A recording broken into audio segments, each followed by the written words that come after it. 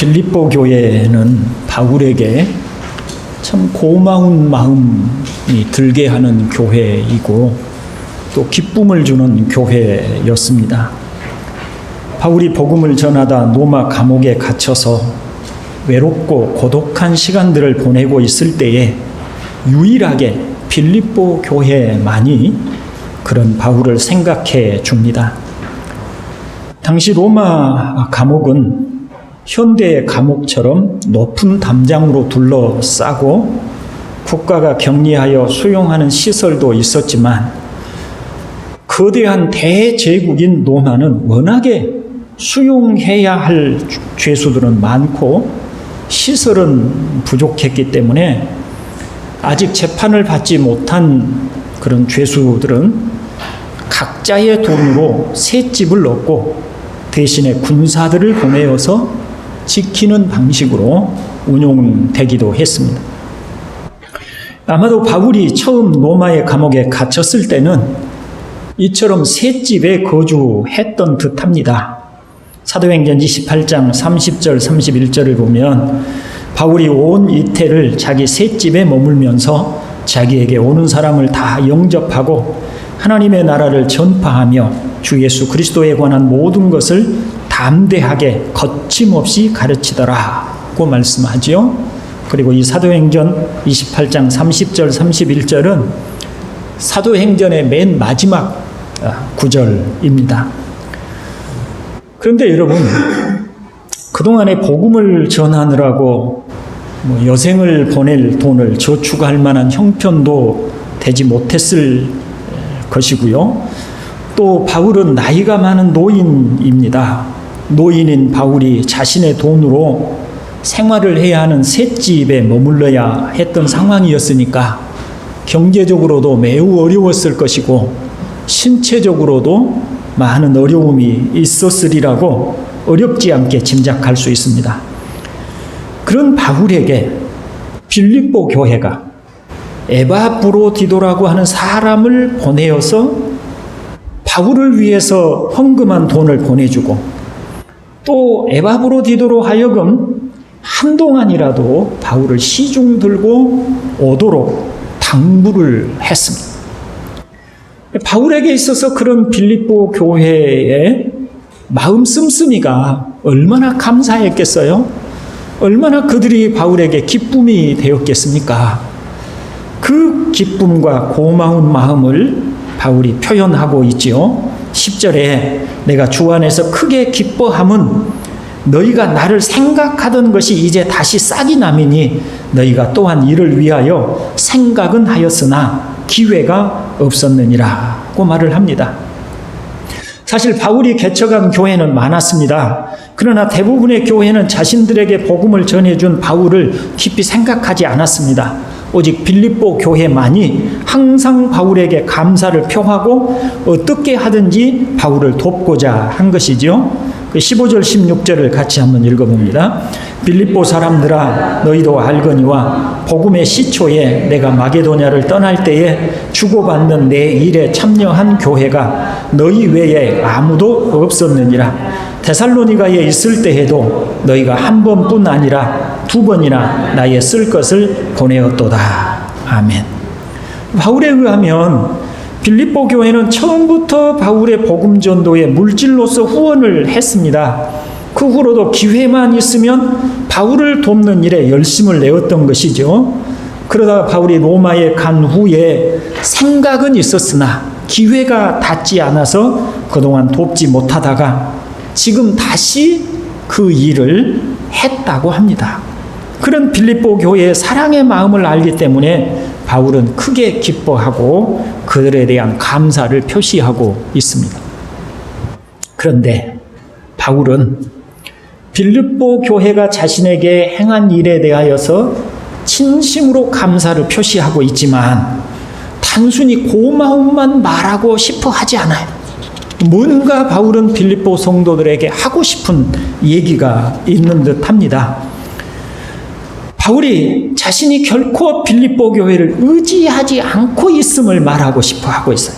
내게 능력 주시는 자 안에서 내가 모든 것을 할 수 있느니라고 하시는 말씀을 통해 바울은 하나님만을 의지함으로 빌립보 교회가 자신에게 그와 같은 선의를 베풀지 않을지라도 자신은 어떤 형편 중에서도 자족할 수 있다는 이야기를 하려고 하고 있는 겁니다.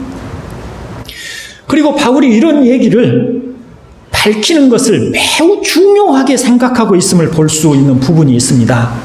8절에 보면 끝으로 라고 하는 말을 통해서 이 빌립보 교회에 보내는 서신을 마무리하려고 하다가 10절부터 20절까지에 걸쳐서 장황하게 감사와 더불어서 자신이 하나님만을 의지하고 있다는 사실을 설명하고 있지요. 가끔 마땅히 감사해야 할 사람들이나 감사해야 될 교회가 감사하지 않는다고 불평하거나 원망하는 말을 듣습니다. 그런 섭섭함을 배신이라는 표현까지 써가면서 나타내는 분들이 있습니다. 감사해야 할 분들이 감사하지 않는 것은 문제가 있을 수 있으나 감사하지 않는다고 원망하는 것은 더욱 문제가 많이 있습니다. 그런 면에서 바울의 태도는 바른 신앙관으로 굳건하게 서 있습니다. 그는 사람이 베푸는 호의를 무시하지 않지만 그러나 오직 하나님만을 의지하며 하나님의 상급만을 바라보는 사람이었던 것입니다. 교우 여러분, 복음이 우리 그리스도인들의 삶 전체를 주관하게 해야 합니다. 다시 말씀드립니다. 복음이 우리 그리스도인들의 삶 전체를 주관하도록 해야 합니다. 우리가 복음을 배우고 복음을 말하며 복음으로 살아가자라고 하는 표현을 정했습니다마는 복음으로 살아가는 것은 정말 중요합니다. 복음으로 산다는 것은 참 많은 의미를 내포하고 있습니다. 허물과 죄로 죽었던 우리가 복음으로 살아났습니다. 그러므로 우리는 더 이상 자신을 위해서 살지 않고 우리를 살리신 주님을 위해서 사는 사람들이 된 줄로 믿습니다. 교회를 개척하고 많은 헌신을 했습니다. 누구를 위해서 한 것입니까? 주님을 위해서 복음의 은혜를 따라 한 것입니다. 복음으로 산다는 것은 그와 같이 많은 수고를 하였지만 무익한 종은 당연히 하여야 할 일을 하였을 뿐입니다. 라고 말하는 것입니다. 복음으로 산다는 것은 수중의 돈을 의지하고 사는 것이 아니라 나를 구원하여 자녀로 삼아주신 하나님의 사랑과 은혜를 의지하여 사는 것입니다. 그래서 바울은 빌립보 교회에 대하여 진심으로 감사를 표시하지만 또한 자신은 주님을 의지하여 살고 있음을 표현하고 있습니다.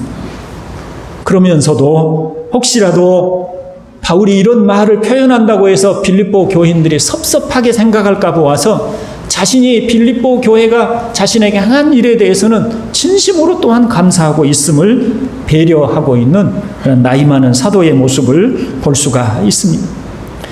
바울의 이와 같이 행하는 모습을 통해서 우리가 살펴볼 교훈이 많이 있습니다. 그 중에 몇 가지를 살펴보도록 하겠습니다. 먼저 바울은 어떠한 형편에도 자족하기를 배웠다고 합니다. 여기 자족하다라고 하는 말은 만족하다라고 하는 표현입니다. 자신이 처한 환경이나 조건 혹은 상황을 초월하여 충분히 만족한 상태를 가지고 있다는 것입니다. 사람은 환경의 영향을 많이 받습니다. 심지어 날씨의 영향으로 우울해지기도 하고 기분이 좋아지기도 합니다. 경제적인 어려움 때문에 자존감이 낮아지기도 하고 열등감을 갖기도 합니다. 반면에 부유해지면 자신도 모르게 교만해지고 우쭐해지는 경우도 허다합니다. 그런데 바울의 자족하다라고 하는 말은 환경이나 상황에 관계없이 기쁨과 평강을 그리고 충분한 만족감을 그 마음에 갖고 산다는 것입니다. 바울의 그 말이 단순히 포장된 언변에 불과하지 않는다는 사실을 바울 자신이 빌립보 감옥에서 충분히 보여준 바가 있습니다. 바울과 실라가 복음을 전하다가 모함을 받아서 채찍으로 맞고 쇠사슬에 손과 발이 묶인 채로 빌립보의 감옥에 갇히게 되었습니다. 이것은 그저 몇 대를 맞았던 정도가 아닙니다. 나중에 빌립보 간수가 회심하고 난 후에 바울과 실라를 자기 집으로 데려다가 그 엉덩이에 난 상처들을 씻어주고 거기에다가 약을 발라주는 그 모습을 통해서 그 맞았던 자리가 상처가 날 정도로, 패일 정도로 그렇게 깊이 고통스러운 그런 형벌을 당했던 것을 볼 수 있는 것이죠. 그런데 그렇게 착고에 채워서 지하 감옥에 갇혀 있던 바울과 실라가 한밤중에 기도하고 찬송을 합니다. 억울하게 맞고 손과 발에 쇠사슬이 묶인 채로 지하 감옥에 갇혔는데 어떻게 찬송할 수 있었을까요? 여러분 같으면 찬송이 나오겠습니까? 이것은 오직 복음의 은혜를 아는 사람만이 그럴 수 있습니다. 그런 사람들은 세상이 감당할 수 없는 사람들인 것입니다. 자신을 위해서 십자가에 죽으시고 구원해 주신 주님을 위해서 고난받게 된 그 사실 자체를 기뻐하는 사람들을 어떻게 세상이 감당할 수가 있겠습니까? 바울은 바로 그런 믿음을 가지고 살았던 사람입니다. 우리 로마서 8장 17절 18절을 함께 읽어봅니다. 자녀이면 또한 상속자 곧 하나님의 상속자요 그리스도와 함께한 상속자니 우리가 그와 함께 영광을 받기 위하여 고난도 함께 받아야 할 것이니라. 생각하건대 현재의 고난은 장차 우리에게 나타날 영광과 비교할 수 없도다. 그 말을 누가 한 말이에요? 바울이 한 말입니다. 자녀이면 또한 상속자인데 하나님의 상속자요 그리스도와 함께한 상속자다. 그러므로 우리가 그와 함께 그리스도와 함께 영광을 받기 위해서 고난도 함께 받아야 할 것이니라. 현재의 고난은 장차 우리에게 나타날 영광과 좋게 비교할 수 없다라고 하여서 바울은 이 땅에서 현재의 고난을 우리가 얼마든지 겪어야 한다고 하는 것을 인정하고 받아들이고 있다는 것입니다. 본문에서 바울은 주님을 위해서 비천에 처할지라도 자족하기를 배웠노라고 합니다. 말하자면 바울은 주님을 위한 삶에 고난이면 고난, 가난이면 가난, 무엇이든지 감사하며 만족하며 살아갈 삶의 중심이 분명하게 세워져 있었습니다. 상황이 어렵다고 해서 우울해하거나 절망하거나 원망하여 살지 않고 주님을 바라보고 의지하며 감사함으로 살고 있다는 것입니다. 바울은 자족하는 마음이 경건에 큰 이익이 된다는 것도 말을 합니다. 디모데전서 6장 6절에서 말씀을 하고 있죠. 그런 바울의 물질관을 한번 보시죠. 디모데전서 6장 7절로 9절을 같이 읽어봅니다. 우리가 세상에 아무것도 가지고 온 것이 없으면 또한 아무것도 가지고 가지 못하리니 우리가 먹을 것과 입을 것이 있은즉 족한 줄로 알 것이니라. 부하려 하는 자들은 시험과 올무와 여러 가지 어리석고 해로운 욕심에 떨어지나니 곧 사람으로 파멸과 멸망에 빠지게 하는 것이라. 아멘. 부유함을 성공의 척도로 여기고 돈을 사랑하는 우리 현대인들에게 있어서 바울의 이런 말은 비웃음거리밖에 되지 않는 말처럼 보여집니다. 그렇지만 바울은 돈이 가지고 있는 위험성을 충분히 알았습니다. 그래서 그는 단지 먹을 것, 입을 것이 있으면 그것으로 족하게 생각한 것입니다. 주님은 염려하여 이르기를 무엇을 먹을까 무엇을 마실까 무엇을 입을까 하지 말라. 이는 다 이방인들이 구하는 것이라. 너희 하늘 아버지께서 이 모든 것이 너희에게 있어야 할 줄을 아시느니라 고 하여서 신자들은 먹고 마시는 것과 같은 일상적인 것들로 염려하지 말아야 한다고 말씀을 하셨습니다. 왜냐하면 하늘에 계신 우리 아버지께서 이것이 우리에게 필요한 것을 아시고 필요를 따라 주실 것이기 때문이라는 것이죠. 바울이 이런 믿음을 가지고 있다면 교회들이 바울에게 돈을 보내주지 않는다고 해서 불안해하거나 염려하며 살지 않았을 것입니다. 있으면 있는 대로, 없으면 하나님께서 주실 것을 믿고 살았을 것입니다. 그러므로 빌립보 교회가 보내준 선물이 너무 감사하지만 그것이 없다고 절망하지는 않았다는 것을 막 밝히고 있는 것입니다. 그런데 혹시 오해할까 싶어서 말씀드리고 싶은 것이 있습니다. 바울의 이런 태도가 혹시라도 우리에게 어떤 운명론, 그리스도인들에게 있어서 어떤 운명론 혹은 게으름을 제공하는 단초가 될까 염려해서 말씀을 드리는 겁니다.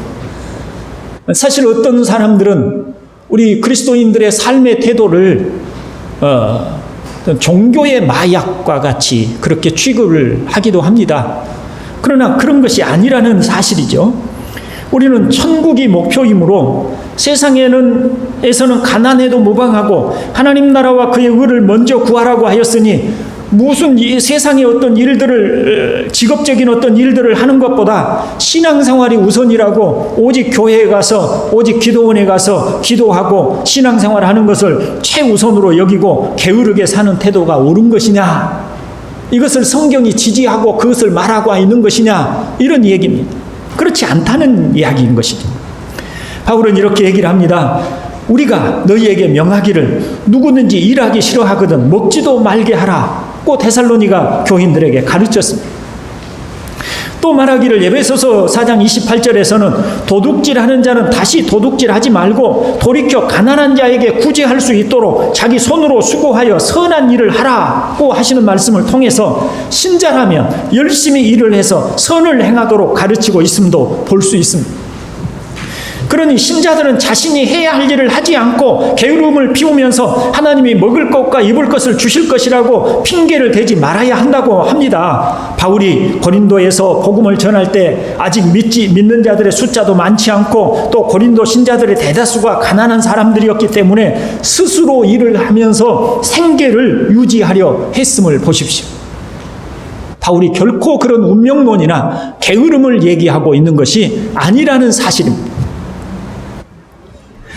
그리스도 안에서 영원히 형제된 여러분, 우리는 하나님이 주신 은혜 안에서 우리에게 주어진 삶을 열심히 살아갑니다.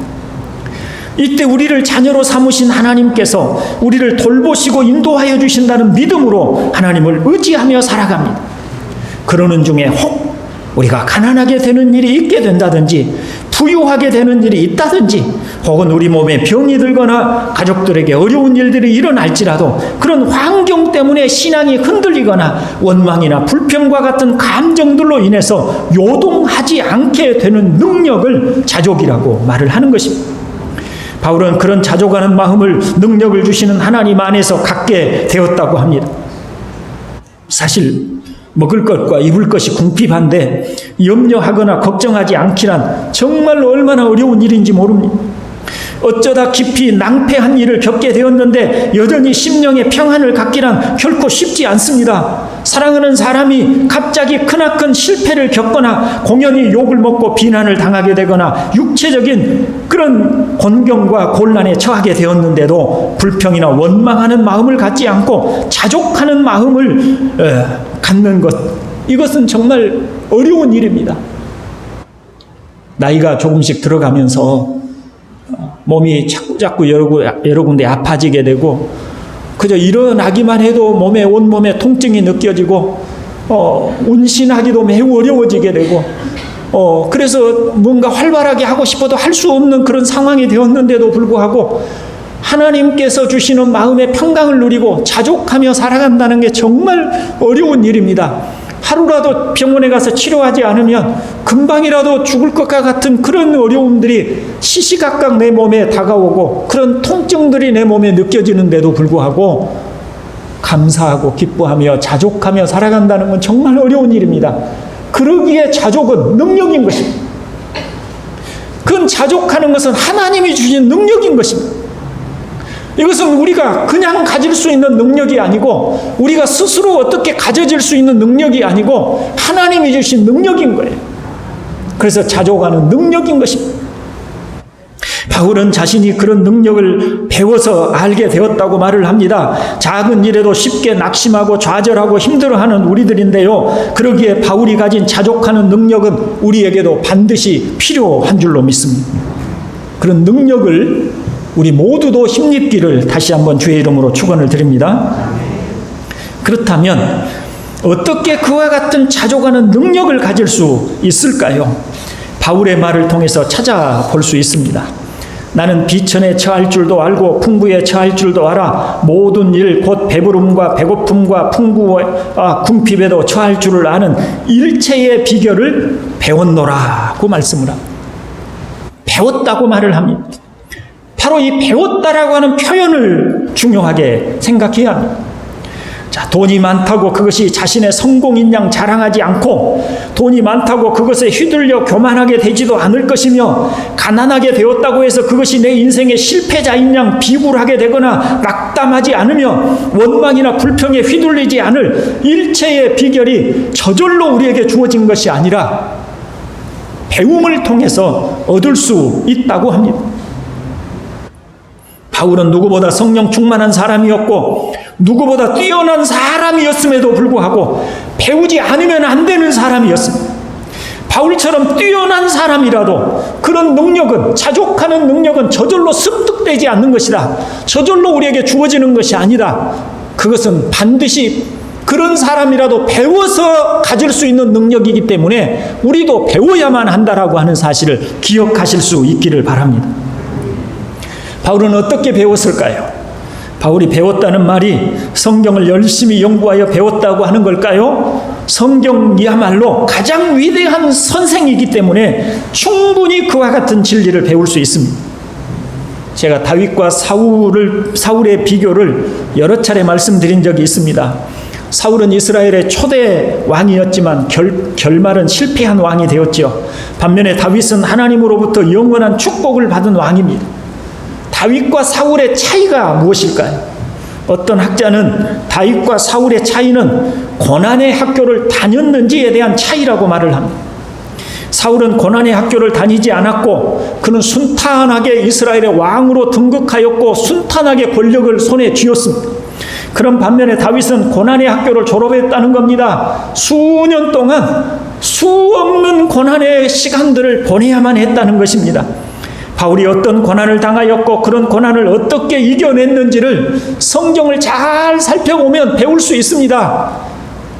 다윗이 이와 같이 고난을 당하고 다윗이 이와 같이 고통을 겪었지만 그것이 나중에는 자양분이 되고 그것이 다윗을 강하게 만들고 그것이 다윗을 신앙의 사람으로 만들어서 결국은 하나님의 영원한 축복을 받는 사람으로 만들게 되었다라고 하는 것을 성경을 통해서 배움으로 우리에게 어떤 고난이 있고 좌절이 있어도 이것이 결코 실패만이 아니고 이것이 나의 어떤 원망하고 불평할 일이 아니고 이런 고난을 통해서 주시는 하나님의 은혜가 있겠구나라고 하는 것을 얼마든지 배울 수 있는 줄로 믿습니다. 그런데 그보다 더욱 바울이 배웠다고 할 때 그의 삶의 여정을 통해서 배웠다고 말할 수 있습니다. 바울은 천성적으로 자부심과 교만이 가득한 사람이었고 매우 활동적인 사람이었습니다. 그런 바울에게 감옥에 갇혀있는 시간들은 얼마나 괴로운 시간들이었을지 짐작할 수 있습니다. 또 바울은 로마 시민권을 가진 사람입니다. 그럼 그가 억울하게 항의할 시간조차 갖지 못하고 매를 맞거나 혹은 군중들에게 둘러싸여서 돌덩어리로 맞는 것과 같은 수모를 당할 때 얼마나 힘들고 어려웠겠습니까? 바울은 가말리엘의 문화에서 최고의 교육을 받으며 누구나 부러워할 만한 신분을 가진 사람이었지만 그의 말을 듣고 그에게 나오는 사람들은 노예들이 대부분이었습니다. 그리고 그 대부분의 노예들로 구성된 교회들이 바울을 대적하거나 비방하는 일도 하였습니다. 그가 그런 상황들을 어떻게 견디었겠습니까? 바울의 삶이 모든 사람들이 추앙하고 모든 사람들이 박수치고 그가 기대하고 그가 가지고 있는 그의 성품과 그가 가지고 있는 특성들을 잘 살려주고 그가 하고자 하는 모든 생각들이 순탄하게 다 이루어져가는 그런 여정을 그가 살지 않았다는 거예요. 오히려 그가 가지고 있는 자부심이 꺾이고 그가 가지고 있는 어떤 그 로마 시민권이라고 하는 그런 권력, 그 권위 있는 그런 신분들이 다 땅에까지 낮아지게 되고 수많은 사람들이 그를 향해서 비방하고 돌덩어리를 던지고 그를 향해서 욕을 하고 그런 것들을 다 감수하는 그런 삶을 살았다는 거예요. 그런데 바울이 그런 삶의 여정을 살면서 자신이 원하는 대로가 아니라 자신이 원하는 삶을 사는 것이 아닌데 그런 삶을 통해서 하나님의 인도하심을 보게 된 것이죠. 자신이 원하는 삶을, 자신이 기대하는 삶을 살지 않고 있는데 자신이 기대와는 너무나 다른 모습으로 지금 형편이 처해 있는데 그런데 그런 과정을 하나님이 인도하고 하나님의 뜻이 그런 삶을 통해서 이루어져 가고 있다는 것을 그가 깨닫게 된 줄로 믿습니다. 그 대표적인 사례를 또 우리는 그 고린도후서 12장에서 살펴볼 수 있죠. 바울에게 사단의 사자라고 부를 만한 육체의 가시가 주어졌습니다. 이 사단의 사자라고 부를 만한 육체의 가시는 뭐라고 우리가 생각할 수 있겠어요? 육체의 가시니까 병이겠지요. 그의 몸에 너무너무나 그를 고통스럽게 하는 병이 찾아오게 된 것입니다. 얼마나 고통스러웠는지 그 바울은 그것이 사탄이 보내는 사자, 자기 육체를 찌르는 가시라고 그렇게 표현을 하고 있어요. 그래 너무 고통스럽고 힘드니까 3차례나 기도를 했다고 합니다. 사실 바울은 능력 있는 하나님의 종이었습니다. 그가 에베소에서 사역을 할 때는 그 몸에서 손수건을 가져다가 병든 사람에게 얹기만 해도 그 병든 자가 병이 낫는 그런 능력의 역사가 바울에게서 나타나기도 했습니다. 그런 바울이 자신의 몸의 병을 고쳐주기를 간절히 기도했지만 하나님의 대답은 내 은혜가 너에게 족하도다 라고 하는 대답을 주셨습니다. 하나님은 바울에게 부인할 수 없는 은혜를 주셨습니다. 그러나 하나님은 동시에 그에게 가장 고통스러운 육체의 가시도 주셨습니다. 육체의 가시가 오히려 하나님의 은혜라는 역설적인 대답을 듣게 된 것입니다. 바울이 경험한 그와 같은 일들은 때로는 가난이 은혜가 되고 배고픔이 축복이 되고 실패가 영원한 승리를 가져다 준다는 하나님의 방법을 배우게 하는 것들이었던 것입니다. 이때 바울은 내가 약할 그때에 가장 강한 것이라는 진리를 배웠습니다. 내게는 원치 않는 것이고 내게 없었으면 좋겠는 것이고 내게는 고통이고 괴로움이고 내게는 찾아오지 않기를 간절히 바랐던 그런 것들이 내게 찾아왔는데 하나님께서는 그것이 내가 너에게 주는 은혜다. 그것이 내가 너에게 주는 충분한 은혜다 라고 하시니 바울이 내게 가난이면 그 가난이 몸의 병이면 몸의 병이 이게 내게 불평과 좌절의 요소가 아니고 실패의 요소가 아니고 하나님이 사랑하는 자녀에게 주시는 충분한 은혜구나 이렇게 받아들일 때 그가 자신의 수중에 돈이 떨어져 간다고 해서 근심하겠습니까? 이 가난이 배고픔이 하나님의 은혜였구나 이런 과정을 통해서 하나님이 충분히 나를 사랑하시고 나를 돌보고 계시고 또 내게 충분한 은혜를 주시려고 이런 과정들을 내게 주셨구나라고 그것들을 배우고 그것들이 내 마음의 삶의 그 기둥을 형성해 갈 때 이제는 웬만한 바람이 불어와도 이제는 흔들리지 않고 어떤 상황 속에서도 자족하고 감사하며 살 수 있게 된 줄로 믿습니다. 주님 안에서 진실로 사랑하는 참으로 영원한 형제 여러분, 우리가 복음을 알고 믿는다면 하나님이 우리를 지극히 사랑하신다는 것을 아실 것입니다. 하나님은 나를 자녀로 삼으실 때에 그 무엇도 끊을 수 없는 가장 견고한 사랑으로 붙들어 매셨습니다. 그런 하나님이시기에 우리의 삶 모든 것에 깊은 관심을 가지고 계십니다. 그리고 우리를 향해서 선하심과 인자하심을 결코 버리지 않으십니다. 여러분 다시 말씀드립니다. 기억하십시오. 하나님은 우리를 향하여 선하심과 인자하심을 결코 버리지 않으십니다. 우리가 하나님의 자녀인 한 그렇습니다. 우리의 삶의 모든 것을 다 합력하여 반드시 선한 결과를 이루실 것입니다. 그런데 가장 지혜로우신 분이신 하나님께서 우리를 인도하시는 길은 신비롭기 그지없습니다. 때로는 우리가 이해할 수 없는 방법을 사용하신다는 것입니다. 낮추시고 실패하게 하시고 잠을 이룰 수 없는 고난의 시간들을 주십니다.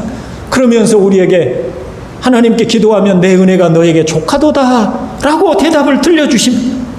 분명한 것은 그와 같은 우리의 삶의 모든 일을 그것이 가난이든 부요함이든 풍부이든 비천이든 그 모든 일을 붙드시고 주관하시고 우리의 삶의 모든 것을 이끌어 가시는 분이 바로 우리 하나님 아버지이신 줄로 믿습니다. 그런 하나님을 믿으면 또 그와 같은 하나님을 성경을 통해서든 우리의 경험을 통해서든 배웠다면 상황이 어떠하든지 그것에 요동하거나 흔들리지 않는 것입니다. 지난주에 하나님의 평강이 우리 마음과 생각을 지키시리라고 하신 말씀처럼 우리의 삶이 낮아져도 비천에 처해도 그 속에서 하나님의 평강 속에서 기쁨과 감사를 가질 수 있는 줄로 믿습니다. 사실 그 길은, 그 신비의 길은 주님이 가셨던 길이기도 합니다. 주님이 가셨던 길 자체가 하나님의 신비였습니다. 우리 주님이 어떤 분이십니까? 근본 하나님의 본체이신 분입니다. 지극한 영광 가운데 계신 분이십니다. 그 영원하신 분이십니다. 그런데 그분이 한없이 낮아지셔서 피조물이 되셨고, 피조물이 되신 그분이 아무 죄도 없음에도 불구하고 사람들의 멸시와 천대와 비웃음과 버림을 당하시고, 그리고 끝내 십자가에서 죽으셨습니다. 그렇게 한없이 낮아지시고 비천하게 되시고 죽기까지 하심으로 하나님이 우리를 구원하시는 큰 역사를 이루셨어요. 그것이 우리 주님의 삶 자체가 신비였습니다. 하나님의 뜻을 이루시는 신비한 일이었어요. 바울은 그것을 보았어요. 그래서 주님과 함께 영광을 받기로 예정된 우리들이라면 주님처럼 우리가 고난을 받아도 능히 감당해야 되지 않겠느냐. 그것이 주님이 우리를 인도해가는 길이라고 그렇게 말을 하고 있기도 한 것입니다. 사랑하는 여러분, 우리 주님의 삶을 보면서 배울 수 있기를 원합니다. 그리고 바울이 우리에게 가르쳐준 이 교훈을 배울 수 있기를 원합니다. 우리 안에, 자, 잠시만 고개를 들고 저를 보십시오. 시간이 좀 됐습니다만 정말 말씀드리고 싶습니다. 여러분, 예수 믿는 것이 여러분에게 기쁨이 됩니까? 예수 믿는 것 때문에 날마다 여러분 안에 평강이 있습니까? 즐거움이 있습니까? 행복감이 있습니까? 삶에 여러 가지 문제들은 많아요. 남편이 괴롭히기도 하고, 아내가 속을 썩히기도 하고, 자식들이 말할 수 없는 괴로움을 주기도 하고, 몸에 병이 있기도 하고, 여러 가지 괴로움들이 많아요. 그럼에도 불구하고 예수님 때문에 마음에 평강이 있고 기쁨이 있고 감사가 있고 즐거움이 있습니까? 그래야 합니다. 왜냐하면 하나님이 우리를 자녀로 삼아주셨기 때문입니다. 하나님이 우리를 사랑하시기 때문입니다. 우리를 홀로 네가 알아서 걸어가라고 하지 않으시고 우리의 모든 길을 하나님의 선하신 뜻 가운데서 한 걸음 인도하시고 우리의 모든 삶을 당신이 주관하셔서 합력해서 선을 이루시도록 이끌어 가시기 때문입니다. 그렇기 때문에 우리 그리스도인들은 삶에서 늘 감사하고 살아가는 줄로 믿습니다. 그런 감사가 있고 그런 자족함이 우리 안에 있기를 주님의 이름으로 축원을 드립니다. 아멘. 기도하겠습니다. 자비로우신 아버지 하나님, 참 저희들에게